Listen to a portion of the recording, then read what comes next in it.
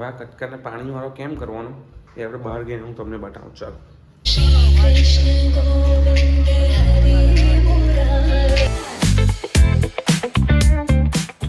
Good morning તો નથી, good afternoon છે, કારણ કે આજનો શિડ્યુલ કંઈક એવો હતો કે ભાઈને સાંજે કામ છે, તો ભાઈએ કીધું સવારે હું જાઉં છું, સાંજે તું જજે. તો એના માટે આજે આપણે શાંતિથી ઉઠ્યા અને ઉઠવામાં સોમવાર જેવો હોલિડે જેવો ટાઈમ થઈ ગયો. આપણે 12 વાગી ગયા. પછી જમીને પહેલાં નાહ્યા, પછી જમીને થોડીક વાર બેઠા હતા. તો વિચાર્યું કે ભાઈ એમ આપણા બપોરનો ટાઈમ કેવો હોય છે, એમ 12 વાગ્યાથી 2 વાગ્યાનો ગાળો કેવો હોય છે, કારણ કે આપણે તો કોઈ દાળ જોયો નથી. આપણે તો દુકાન હોય સવારે, એટલે 12 થી 2નો ગાળો કેવો હોય કંઈ જોયો નથી. તો બહાર જઈએ ને જોઈએ શું થાય છે, કે બહારનો દિવસ કેવો લાગે. જો બહાર તમને બતાવું કેવો દિવસ છે ને. કોઈ નહીં પણ આકાશ જો મસ્ત આખું વાદળ વગરનું છે, આખું આકાશ વાદળ વગરનું. વિહાનભાઈ રમે છે ખાલી. જ વિહાનભાઈ કેવા રમે એકલા જ. એ ઓચિંતામાં બહાર નીકળ્યા એટલે યાદ આવ્યું એ વસ્તુ કરવાની આપણી બાકી છે. સેન્ટ્રોના ગ્લાસ પરથી આપણે સેલોટેપ કરવાની, તો જલ્દી પાણીનો કટકો લઈએ ને પછી કાઢીએ. ને કટકો લઈ લીધો છે, એને પાણીવાળો કરવાનો કીધેલો હતો પેલા ભાઈએ, જેને ગ્લાસ ફિટ કર્યો ને એને સેલોટેપ લગાવ્યો ને એ ભાઈ મને એવું કીધેલું કટકાને પાણીવાળો કરી દેજો આવી રીતે.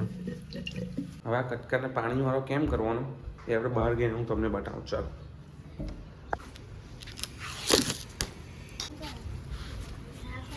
આના માટે પીનો કટકો લઈ લેવાનો, કે જેવું આપણે કોથળી કાઢીએ ને સેલોટેપ એટલે એની પર ઢાબા નહીં રહી જાય. પોળો કટકો મારીએ આવી રીતના બધી 1 2 3 4 5 6 સેલોટેપ કરવાની છે આ જ રીતે. જો બધા ડાઘા છે ને, આજે બધા ડાઘા પડેલા છે ને, પાણીના કટકો મારીને સાફ કરવો પડે, નહીં તો પછી ધબ્બા રહી જાય. નવો કાચ છે એટલે બધું સાફ કરવું પડે. ફાઇનલી બધી સેલોટેપ આપણી ઉખાડાઈ ગઈ છે. 6-7 સેલોટેપ બધી ઉખાડાઈ ગઈ. કાચ નવો થઈ ગયો. ટાર્ઝનમાંથી આપણે સેન્ટ્રો થઈ ગઈ. હવે આપણે જેટલી બી જગ્યાએ કચરું પડેલું છે ને એ બધું કચરું આપણે ઉઠાવી લઈએ,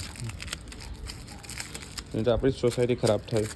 સોસાયટી પછી સિટી, પછી ધીરે ધીરે આપણો દેશ, બધું ધીરે ધીરે ખરાબ થવા લાગે. નહીં તો આપણાથી જેટલું થાય બધું ઉઠાવીને કચરા પેટીમાં.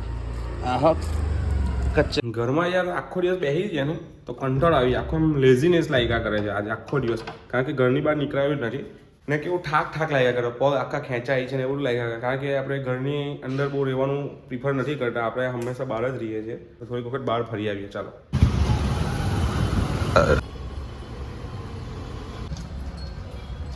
આપણે તો બહુ દિવસ પછી આવ્યા. અહીંયા જો બધી નવી વસ્તુ બનતી રહી છે ધીરે ધીરે. જો આ તબેલા ધીરે ધીરે નવો બને છે. આ પાણીની કુંડી બની ગઈ, આ દિવાલ બની ગઈ, 3 ગેટ પતરાવાળા મસ્ત બની ગયા. હા જલ્દીથી જલ્દી બધી સુવિધા મળે એવી ભગવાનને પ્રાર્થના. એમ તો જાતે જ માતા છે એટલે આપણે કોને પ્રાર્થના કરવી એ જ નહીં સમજ પડે. તો આપણે ગાડીની અંદર બેસી ગયા છે અને આજે ફાઇનલી ટેસ્ટિંગ છે આપણા ગ્લાસનું, કારણ કે આપણે જે નવો ગ્લાસ લખાયો પછી આપણે રાતે કોઈ દિવસ ડ્રાઈવ જ નથી કર્યું. તો આજે રાતે ડ્રાઈવ કરીએ એટલે ખબર પડે કે ભાઈ આ કાચનું રિઝલ્ટ કેવું છે. ને વાગીએ 8:30 એટલે જલ્દી દુકાને પહોંચીએ, કારણ કે ભાઈ છે નહીં, ભાઈ સવારે હતો એટલે સાંજે આપણે બેસવાનું છે. તો ચાલો આજે કાચનું ટેસ્ટ ડ્રાઈવ પણ લઈ લઈએ અને દુકાને પણ પહોંચી જઈએ. Good morning, welcome back to my YouTube channel. આપણું નવા બ્લોગમાં આપનું હાર્દિક સ્વાગત છે. આજે સવાર થતાં જ પાછો એક નવો ખર્ચો આવીને ઉભો રહેલો છે. ગાડીનું એસી રિપેરિંગ માટે આવ્યા છે આપણે. તો અહીંયા ગાડી આપણે મૂકી દીધી છે હરસિદ્ધિમાં. 2 વાગ્યા સુધીનો ટાઈમ આપ્યો છે. હવે મામા લેવા આવે એટલે સીધા દુકાને પહોંચીએ. મામા આપણી રાહ જોઈ છે તો મામા જ સીધા લેવા આવે છે. બોલો, કારણ કે 2 વાગ્યા લગીનું કીધું છે. હવે ત્યાં લગી અહીંયા થોડા ઊભા રહેવાય, દુકાને જવું પડે એવું છે. તો માણસ ઓછા છે એટલા માટે. આપણો સામાન બી ડીકીમાંથી કાઢી દીધો છે.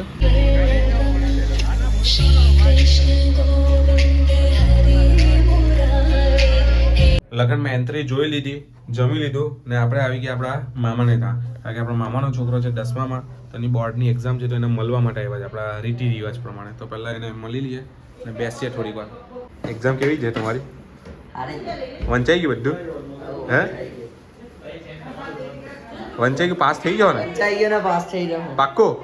કેટલા ટકા હોય? 70 આજુબાજુ આવી જાય. 70% ઓકાતની બહાર આપણી તો. હવે એને આવે તો એને હું આપવાના ગિફ્ટ હતો કે 2 ગાડી ને 1 ફોન. ઓ માં, 2 ગાડી ને 1 ફોન. મારા તરફથી એક બોલ પેન બસ. ચાલ પણ એક્ઝામ પછી હે ને 11-12 ચાલી રહી એવી બોલપેન આપા હા તો ઉકાળી દે ને વળી પાછળ